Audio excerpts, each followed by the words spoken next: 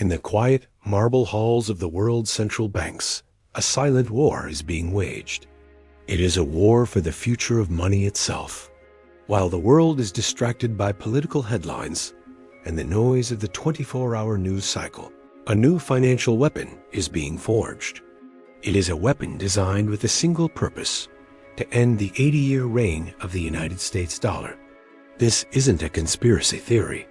It is the openly stated goal of a new global alliance, a bloc of nations that has grown tired of America's financial dominance. This is the story of the BRICS currency, a new form of money, reportedly backed by gold, that is being built to challenge the very foundation of American power. What you are about to see is not just a plan, it's a historical echo, a pattern that has played out before. This is the blueprint for a global financial reset, and it is happening much faster than anyone is telling you. To understand the magnitude of this threat, we must first understand the ground on which this war is being fought. For 80 years, the world has operated under the dollar standard. After the Bretton Woods Conference in 1944, the US dollar became the world's undisputed reserve currency. It was the anchor of the global economy.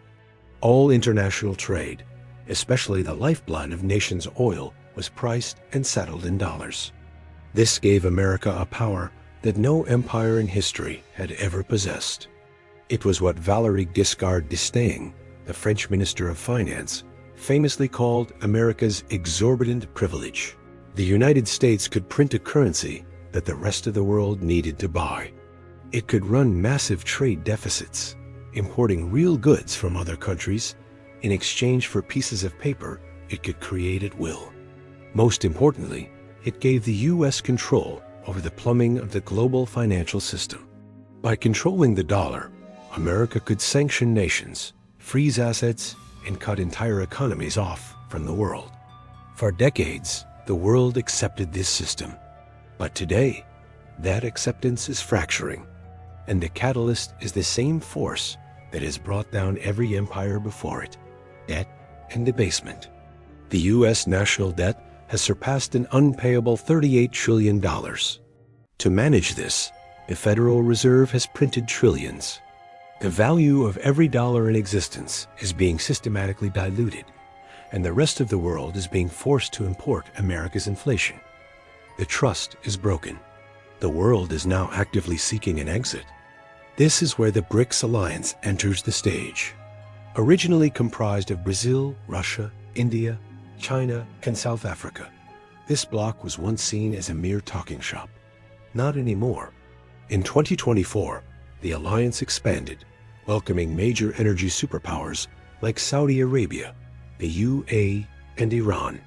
The BRICS+ bloc now represents nearly half the world's population and a larger share of the global economy than the G7 nations.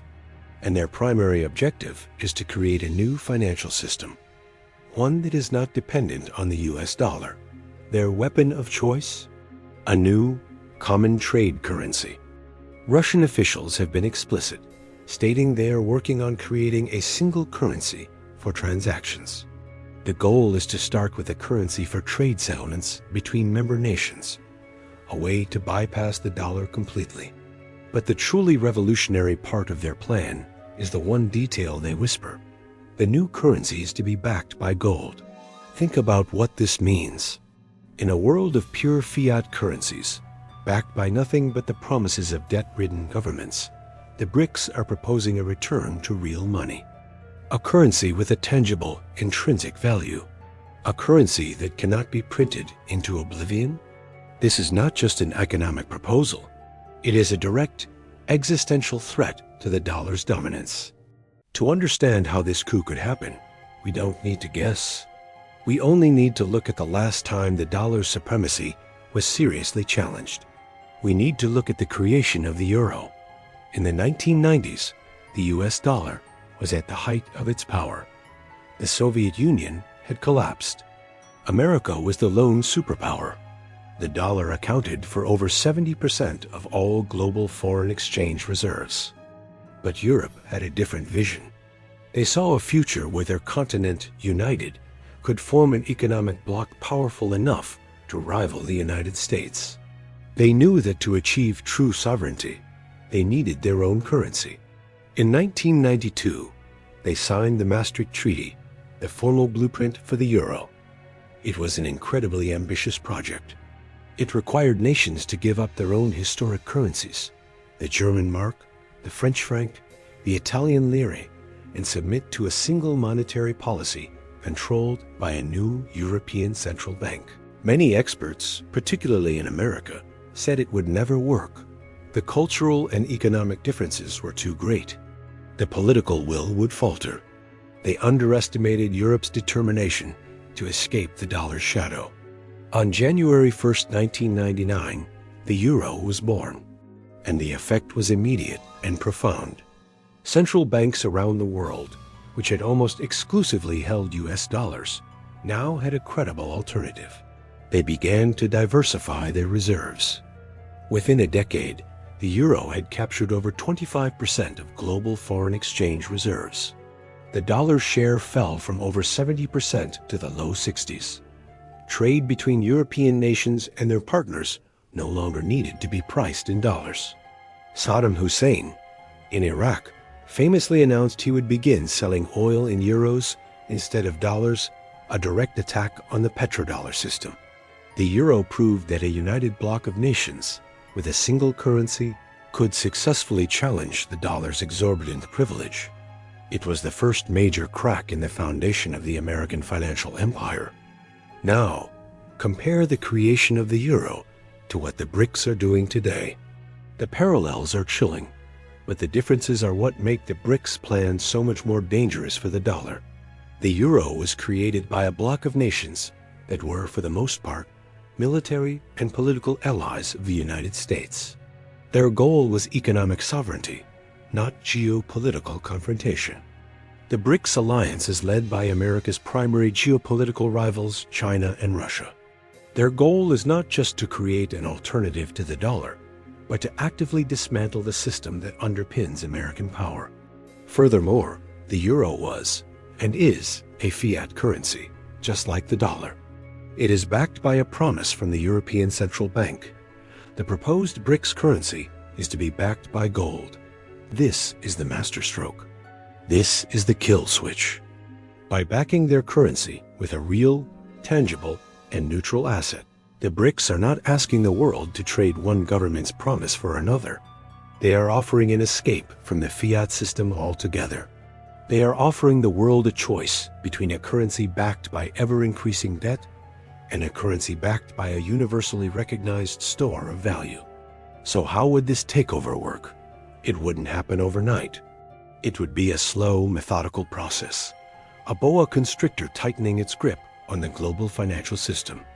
First, the BRICS currency would be used for bilateral trade between member nations. Russia would sell oil to China, and instead of settling in US dollars, they would use the new currency. Brazil would sell agricultural goods to India using the new currency. This immediately removes a massive slice of demand for the dollar from the global market. Second, the BRICS would begin to price key commodities in the new currency. Imagine a world where oil, natural gas, and copper are no longer priced exclusively in dollars, but in this new, gold-backed unit. Any nation on Earth wanting to buy these vital resources would first need to acquire the BRICS currency. They would have to sell their US dollars to get it. This triggers the third and most devastating phase. As nations begin to sell their dollars, they are primarily selling US Treasury bonds, which make up the bulk of their reserves. This flood of treasuries onto the open market would cause their price to plummet. And when the price of a bond falls, its interest rate, or yield, skyrockets. This would be the beginning of a sovereign debt crisis for the United States. The US government, which relies on selling new debt to pay off its old debt, would be forced to offer catastrophically high interest rates to find buyers. Imagine the US government having to pay 10%, 15%, or even 20% interest on its national debt. The interest payments alone would bankrupt the country. This creates a terrifying feedback loop. a doom loop for the dollar. The more countries that adopt the BRICS currency, the more dollars they sell. The more dollars they sell, the higher U.S. interest rates go. The higher interest rates go, the more insolvent the U.S. government becomes, which causes even more countries to lose faith and sell their dollars. It's a self-perpetuating cycle of collapse. And what does this mean for the average American? It means the value of their dollar-denominated world would evaporate. The price of imported goods would explode. The cost of gasoline, electronics, clothing, everything would skyrocket. This would be hyperinflation on a scale not seen in a developed nation since Weimar Germany. The value of savings, pensions, and 401 kiloseconds, all held in US dollars, would be wiped out. The stock market, priced in a worthless currency, would become a meaningless casino. This is the great transfer of wealth. Those who hold real, tangible assets, assets that have value outside of the dollar system, would see their wealth preserved and even multiplied. Those who hold paper promises, dollars, bonds, stocks, would be left holding the bag. This is not a far-fetched fantasy. It is the logical conclusion of the path we are on. The weaponization of the dollar by the U.S. government was the great catalyst. When Russia's dollar reserves were frozen, it was a wake-up call for the rest of the world. It proved that dollar reserves were not assets.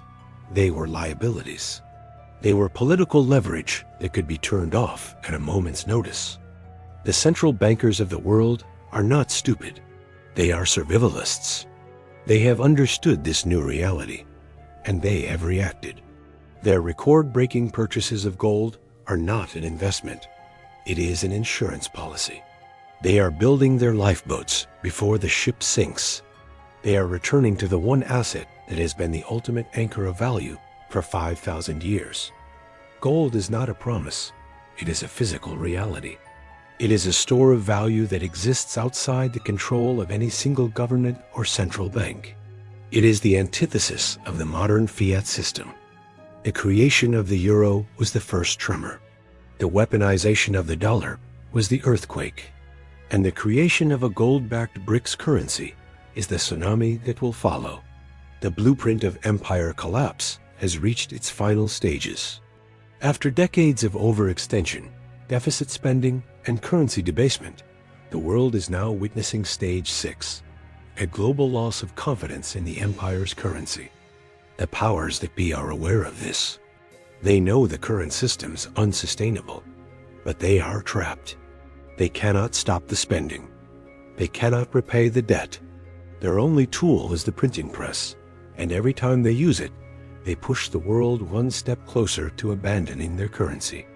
They are telling you that the dollar is strong, that the system is stable, that inflation is under control. But their actions, and the actions of their rivals around the world, scream the opposite. They are in a desperate, frantic race to acquire the one thing that will have value when the paper promises fail.